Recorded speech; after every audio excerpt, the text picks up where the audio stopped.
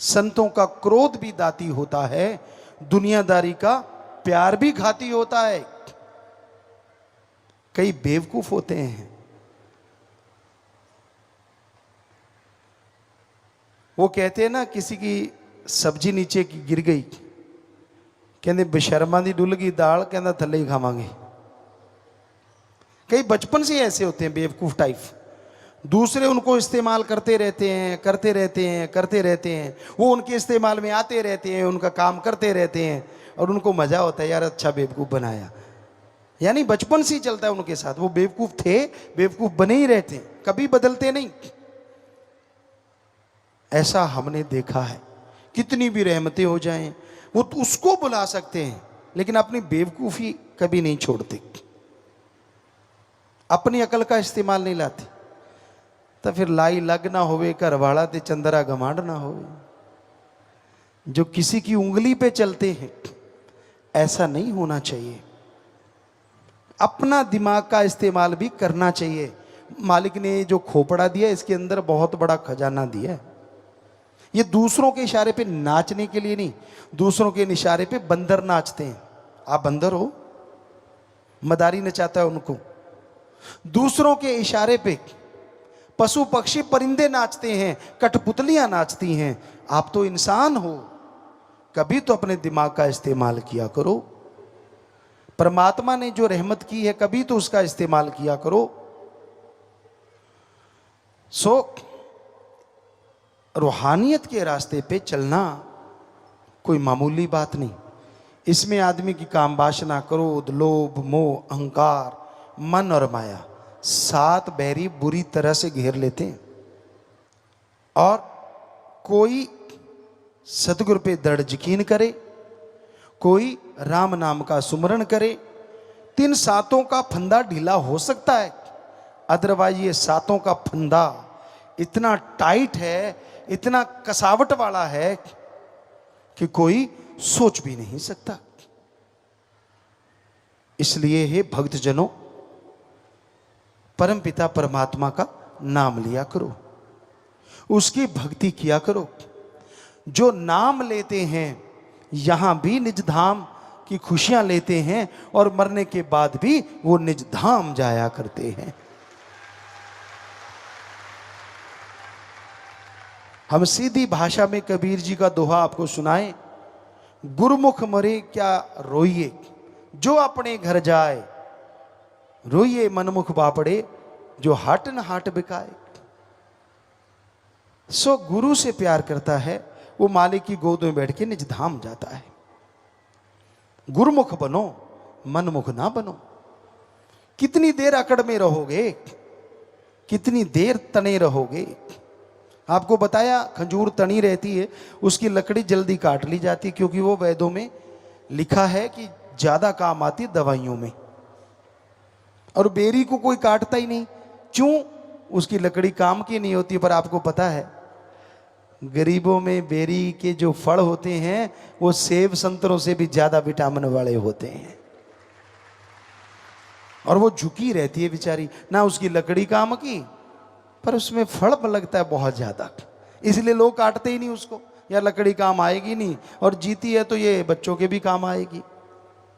तो इसलिए अकड़ो मत, खुद ही मत करो, और अपने दिमाग का इस्तेमाल करके अच्छे कर्म करो। हम नहीं कहते आपका रास्ता कैसा है, आपका दोस्त कैसा है, आपका संगी साथी, जीवन साथी कैसा है, पर बुद्धि विवेक से तो काम लो।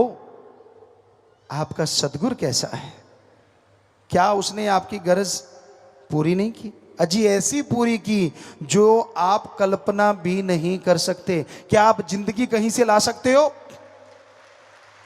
क्या आप भयानक बीमारी जिससे डॉक्टर लाइलाज कह दें, क्या अपनी अकल से या अपने उन यार दोस्त चमचे वालों से ठीक करवा सकते थे? तो फिर चमचागिरी नहीं छोड़ी, सदगुरु को छोड़ रखा है। समय का क्या पता, आने वाले समय में कैसी करवट ले, क्या होने वाला है। फिर क्या करोगे? क्या जिनकी चमचागिरी कर रहे हो वो बचाएंगे? क्या वो कर्म काट देंगे आपके? कभी तो बुद्धि से काम लो, कभी तो विवेक का काम लो। हर टाइम जो मन को भाई वो ही गाता है। और जब महान मन का पहाड़ टूट जाता है, फिर कुर्लाता और चिल्लाता है, फिर बचाने कोई संगी साथी रिश्तेदार नहीं आता है। यारी रखी उस सतगुरु मौला से, तो वो मरने से पहले, जितने बार मरते हो, हर मरने से पहले आके उंगली पकड़ के बचाता है। वो उंगली पकड़ के बचाता है। सो उससे यारी रखो ना, जो दोनों जहान का यार है। वो अल्लाह वाहिगुरु राम सतगुरु मौला है। वो नहीं छोड़ेगा। दुनिया कुछ भी बोले, उसने जिसका एक बार हाथ पकड़ लिया वो नहीं छोड़ता, नहीं छोड़ता, नहीं छोड़ता। आप लाख हाथ झटको, आप लाख हाथ छुड़ाओ, वो नहीं छोड़ता। क्योंकि उसको आपकी जिम्मेवारी हो जाती है जब वो आपको गुरुमंत्र देता है कि भाई ये मेरे बच्चे हैं। आप उनकी निंदा करो, आप उनको गाली भी देते हो, कोई फर्क नहीं पड़ता, क्योंकि वो तो फकीर है। फकीर की इज्जत इसी में होती है कि वो परमपिता परमात्मा के गुण गाता है। कोई उसे गाली दे, कोई उसे गलत बोले, राम जाने उसका काम जाने, पर वो सब के लिए मालिक से हमेशा ठंडी निगाह रखें, यही अरदास करता है, यही दुआ उसके चरणों में रखता है। कभी किसी का बुरा नहीं सोचता फकीर। हालांकि उनके बुरा सोचने वालों की कमी नहीं होती। कामादे आके टके नहीं मरते। जिस सतगुरु मौला जिस दिए को रोशन कर दें, अरे काल तूफानों में क्या ताकत, उसकी लौ को डगमगा भी सके बुझाना तो दूर की बात। सो परम पिता परमात्मा वो राम जिसका निगहबान होता है, वो कभी भी कोई चोट नहीं खाता। आप कई बार पाखंडों में फंस जाते हो। अभी आज एक पर्ची आई, पहले भी कुछ पर्चियां आई कि पिताजी हमारे घर के सामने कोई टोना टोटका करता है, हमारे पशुओं की या खाना खाते उन पंजाबी च कहते खुरलियां दे विच खून दे छिट्टे मिले, हमारे कपड़ों पे खून के छिट्टे मिले, हम चौरस्ते में हमारे घर के पास था, उसमें कोई टूना टामण मिला, क्या करें। अरे आप सत्संगी हो, आपको तो कम से कम पता होना चाहिए ये पाखंड होता है। किसी बाज ने किसी पक्षी को झपटा और उसको फाड़ दिया, बाई चांस वो आपके घर से निकल गया, तो नेचुरली वो खून के छींटे ही गिराएगा, अमृत की बूंदे कहां से गिराएगा। वो आपके कपड़ों पे गिर गए, कुछ आपके उस पशुओं के उस जगह पे। कहते नहीं जी रोज आ जाते हैं, और हो सकता है बाज का रास्ता रोज का हो, वो क्या पता, पक्षियों की भी रास्ते होते हैं। आपके घर के सामने कुछ रख दिया, नारा लगा, उठा के फेंक दो, फिर क्या हो गया। जो करेगा सो भरेगा। कबीरा तेरी झोंपड़ी गलकटियन के पास, जो करेगा सो भरेगा, तू क्यों भया उदास। तू तो राम नाम का साथी है, तुझे किस बात का डर। पर कईयों को साइको हो जाता है, साइको दिमाग में बैठ जाता है, अच्छा अब ये रख दिया अब कुछ होगा, चप्पल उल्टी होगी। इंडिया में जितनी साइंस है इस तरह की, शायद ही पाखंडी साइंस, शायद ही बाहर कहीं हो। जुत्ती उल्टी होगी, ओहो हो, अब लड़ाई होगी, तो 50% तो लड़ाई के लिए तू तैयार हो गया कि लड़ाई होगी, आजा। अब ढूंढना दूसरा कौन सा है। अगर दूसरे की भी जुत्ती उल्टी होगी तो 50% वो तैयार हो गया 100% काम। साइको माइंड में फिट हो गया। आप जा रहे हो, पीछे से किसी ने छींक मार दी तो गड़बड़, बल्कि मारते हैं कहीं तो आगे वापस, तूने छींक क्यों मारी हो। नहीं, उसके कोई गन थी जो गोली जल गई है, तो परमात्मा ने दी, उसने मार दी, या तो उसके हाथ में हो। अजीबोगरीब है। रास्ते में झोटा मिल जाए, कई बेचारे कहते बस आज काम खत्म होगा तो वापस चले जाओ, कई वापस ही चले जाते, मैं नहीं काम पे जाता। नेचुरली वो काम तो खराब हो ही गया, नहीं जाते तो।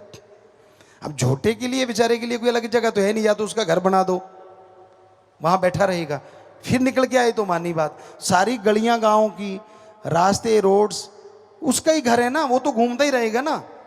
आप उसके रास्ते में आए हो, वो आपके रास्ते में नहीं आया, वो तो जंगली है, वो तो जहां मर्जी घूमेगा, पर आपका बुरा हाल हो जाता है। बहुत पाखंड है।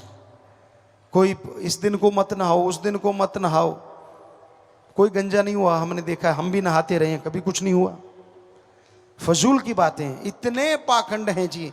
अब पुराने बुजुर्ग भाई से या किसी माता से पूछ लो, आप किताब लिख लेना, इतने पाखंड बता देंगे आपकी। हर बात पे पाखंड है, हर बात पे। अक फर्क की खब्बी के सज्जी पता नहीं। अब मसल हैं तो फड़केंगे। जब मसल स्टिल हो गए, मान लो आंख खुली की खुली रहेगी, कैसा लगेगा? आप सो रहे हो, आंख खुली है, बच्चे देख के डर के भाग जाएंगे, पेशाब निकल जाएगा बेचारों का। तो ये फड़कता है तो धड़कता है तो काम चलता है। नहीं, तुझे पूछ लो, इतने सारे ਨੂੰ पता होगा। थोड़े जो बहुत ग्रंथी बैठे ना कमाले, ਭੈਣਾ ਤਾਂ खैर महाग्रंथी है, पर घट तुसी भी नहीं, भाई भी। भाई कहते जी नहीं जी, साडी जे सज्जी फड़ के तो चंगा होंदा है, जे खब्बी फड़ के तो माड़ा होंदा है। ਇਹਦਾ मतलब थोड़ी खब्बी कदे फड़ के ही ना खड़ी रहे सीधी। कमाल दे बंदे हो यार। और भैणा दे उल्टा सौदा है, इन्हां दी जे खब्बी फड़ के चंगी है तो सज्जी फड़ के माड़ी है। बिल्ली निकल के भज गई, हुण बिल्ली ने निकलना ही है जो तुसी घरे खड़का करता, की करे बेचारी। तो इस तरह के इतने पाखंड हैं, इतने ढोंग हैं कि मतलब सच कहते हैं आपको। भाई कोई बुजुर्ग बैठा हो या माता बैठी हो इधर, उससे आप लिख लो तो फिर उस पर व्याख्या करने का मजा आ जाएगा। वो इतने पाखंड होंगे, पूछिए मत। हमने तो देखे हैं ये बहुत सारे पाखंड, बहुत ढोंग होते हैं। सुनना हो, जब बाबे की मटी होती है जो पेड़ों के नीचे बनाई, पंजाबियों में खास करके होती है, क्या होता है आपने देखा है, और हमने तो बड़ा नज़दीक से देखा है। वहाँ दूध लेके जाएंगे, बेरी के नीचे होता है, वैसे है ना कमाल। बाबा भी कांटे वाले झाड़ी के नीचे ही रहता है। किसी का टाली थले भी जंड थले का होंदा ही है। सो वहाँ जाएंगे,